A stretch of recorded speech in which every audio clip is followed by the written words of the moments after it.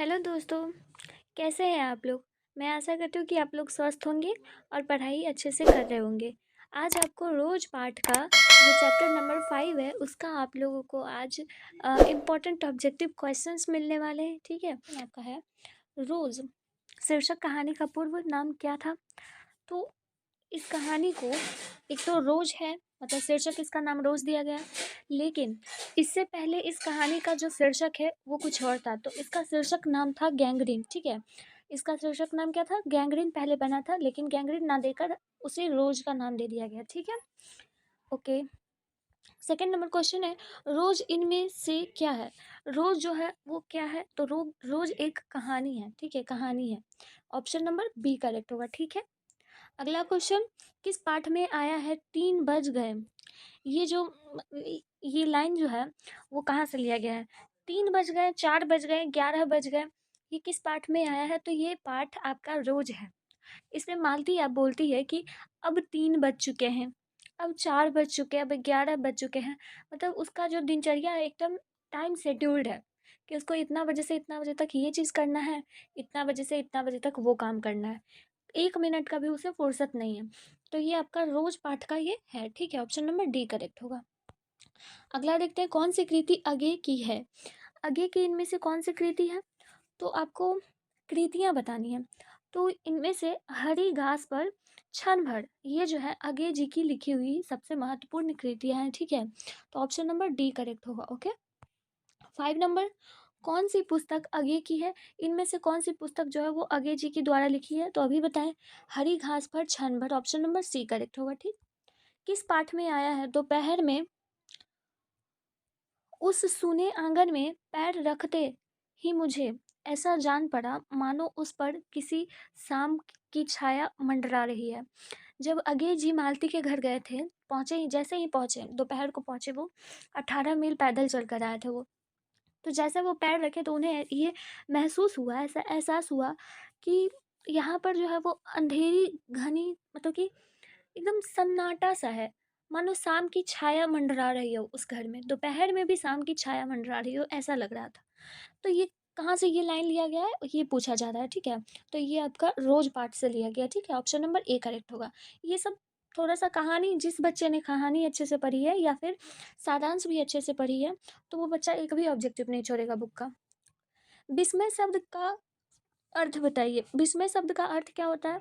तो अचरज होता है, ठीक है। विस्मय शब्द का अर्थ होता है अचरज, ठीक है। अब आप लोग पूछोगे कि अचरज का मतलब क्या होता है? तो अचरज का मतलब होता है अचानक या फिर हैरान हो जाना, सरप्राइज्ड हो जाना, उसको अचरज कहते हैं। और वही इसका आप कह सकते हो पर्यायवाची है विस्मय, ठीक है। अगला क्वेश्चन देखते हैं। तो इसका मतलब होता है विपरीतता, ठीक है, विपरीतता या फिर प्रतिकूलता भी इसे आप कह सकते हो, ठीक है। ऑप्शन नंबर डी करेक्ट होगा, ठीक। अगला है, अकथय शब्द का अर्थ बताइए। अकथय शब्द का अर्थ क्या होगा? तो जिसे कहा ना जा सके, जिसको हम मतलब कह नहीं सकते, उसको कहते हैं अकथय। मतलब एक शब्द का अनेक शब्द होता है ना, तो वो वाला है आपका सब, मतलब कि इतने शब्दों के लिए आप सिर्फ ये बोल सकते हो एकथय, अकथय, ठीक है। ऑप्शन नंबर ए करेक्ट होगा आपका। रोज शीर्षक कहानी के कहानीकार बताइए।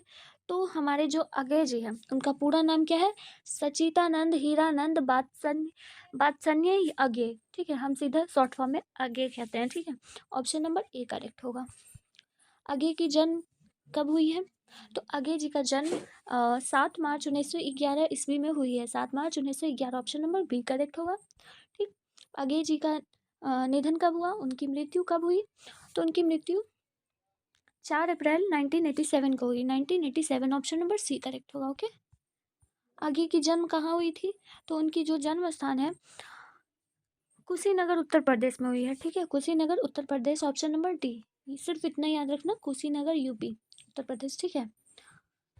आगे जी का मूल निवास कहाँ है? वो एक्चुअली में उनका जन्म स्थान तो वो था, लेकिन उनका मूल स्थान कहाँ है, वो रहते कहाँ है? तो वो पंजाब में रहते हैं, करतारपुर पंजाब, ठीक है। ऑप्शन नंबर ए करेक्ट होगा। रोज कहानी की नायिका है, रोज कहानी में सबसे फेमस कौन है, मतलब कि जिसका लीडिंग रोल है, तो वो मालती है, ठीक है, मालती, ऑप्शन नंबर बी करेक्ट होगा। नदी के द्वीप किसकी रचना है? नदी के द्वीप अगेय जी की रचना है, ठीक। ऑप्शन नंबर बी इम्पॉर्टेंट है। अगेय किस बाद से है, तो अगेय कौन से बाद के हैं, तो अगेय जी जो है वो प्रयोगवाद के हैं, ठीक है। अगेय जो है प्रयोगवाद, ऑप्शन नंबर बी करेक्ट। नाइकी कौन है, मालती, रिपीटेड है, ऑप्शन नंबर ए करेक्ट होगा। मालती के शिशु का नाम क्या था, जो मालती थी उसके बेटे का नाम क्या था, तो टीटी, टीटी उसका नाम रखी थी, ठीक है। Option number B. अतिथि मालती के यहाँ कैसे पहुंचा था, अतिथि जो था वो मालती के यहाँ पैदल ही आया था, 18 मील पैदल, ठीक है। 18 मील पैदल वो चल के आया था, तो option number D C correct होगा। लेखक मालती के घर पहुँचने हेतु कितना पैदल चल कर आए थे, तो वो जो है 18 मील पैदल चल के आए, अभी बताएं, बार बार रिपीट कर रहे हैं, इस बात को आता है एग्जाम में। अगला क्वेश्चन, यह कहानी किस कहानी संग्रह में गैंग्रीन नाम से छपी थी, तो जब ये कहानी छपी थी, ठीक है, तो जो ये गैंग्रीन का शीर्षक था, तो ये किस संग्रह में छपी थी, ये बताना है आपको। तो ये जो है वो विपथगा में छपी थी, ठीक है, विपथगा में छपी थी, ऑप्शन नंबर ए करेक्ट होगा। इन सब चीज़ों में कुछ समझाने का नहीं है, तो जो है सो है, क्योंकि ये स्टोरी है, और स्टोरी में जैसा दिया हो रहेगा वैसा ही आपको ऑब्जेक्टिव में भी करना है। समझना तो सिर्फ मैथ में है, हिंदी में है, सॉरी हिंदी में नहीं, मैथ है, साइंस है, साइंस फिजिक्स केमिस्ट्री बायोलॉजी, इन सब चीज़ों में समझना है।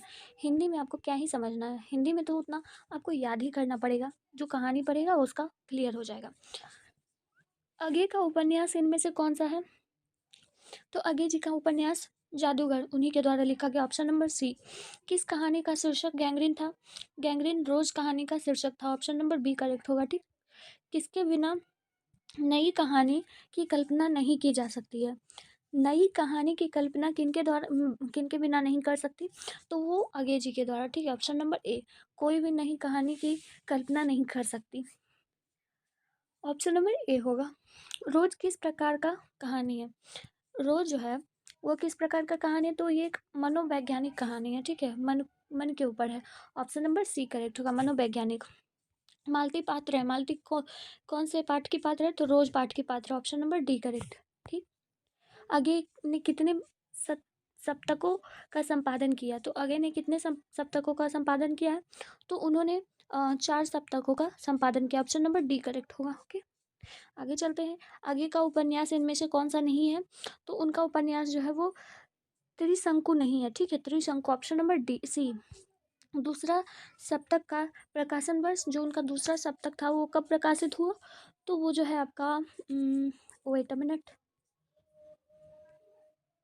तो 1951 में हुआ, ठीक है, ऑप्शन नंबर बी करेक्ट होगा। अगला देखते हैं हम लोग, रोज कहानी में अतिथि बनकर कौन आता है, तो अतिथि बनकर जो लेखक है वही आता है, लेखक जो थे मालती के दोस्त थे, रिश्तेदार आप कह सकते हो, ठीक है। तो मालती के दूर के रिश्तेदार का भाई, आप वो जो है वो दोस्ती ज़्यादा रखती थी, रिश्तेदारी कम, ऑप्शन नंबर सी करेक्ट होगा, ठीक। रोज कहानी घंटे कि किस खड़कन के साथ समाप्त होती है, तो कितने घंटे जो है ये कहानी, कितने घंटे में ये कहानी समाप्त हुई, तो वो 11 जैसे ही बजा ये कहानी का पर्दा गिर गया, ठीक है, डाउन हो गया, समझ आया। तो 11 जब बजता तो ये ख़त्म हो जाता है। 33 नंबर क्वेश्चन, मालती का पति क्या है, मालती का पति एक डॉक्टर था ना, क्योंकि वो गैंग्रीन का इलाज कर रहा था, तो वो एक डॉक्टर था, ठीक है, ऑप्शन नंबर ए करेक्ट होगा। आगे के पिता का नाम क्या था, आगे जी के पिता का नाम था doctor Hiranand Shastri, doctor Hiranand Shastri, option number C correct होगा। मालती किस कहानी की पात्र है, मालती जो है रोज कहानी की पात्र है, ऑप्शन नंबर बी करेक्ट होगा। बचपन में खेलने के लिए सच्चिदानंद हीरानंद बादशान आगे ने कौन सा नाटक लिखा था, बचपन में वो और मालती एक दूसरे के साथ खेलते थे, तो उन दोनों ने बचपन में एक इंद्र सभा का नाटक लिखा था, ठीक है, ऑप्शन नंबर सी करेक्ट होगा। और ये लास्ट क्वेश्चन था। आई होप कि आपको ये सारा क्वेश्चन समझ आया होगा, और मैं आपका एक भी समय बर्बाद नहीं करता, एक भी मिनट नहीं बर्बाद कर रही। अगर आपको मेरी मेहनत पसंद आई होगी तो एक सब्सक्राइब जरूर कीजिएगा, और अपने दोस्तों के साथ शेयर भी कीजिए, ठीक है। और आप लोग अपना ख्याल रखिए और पढ़ाई करते रहिए, मिलते हुए फिर नेक्स्ट वीडियो में, तब तक के लिए बाय।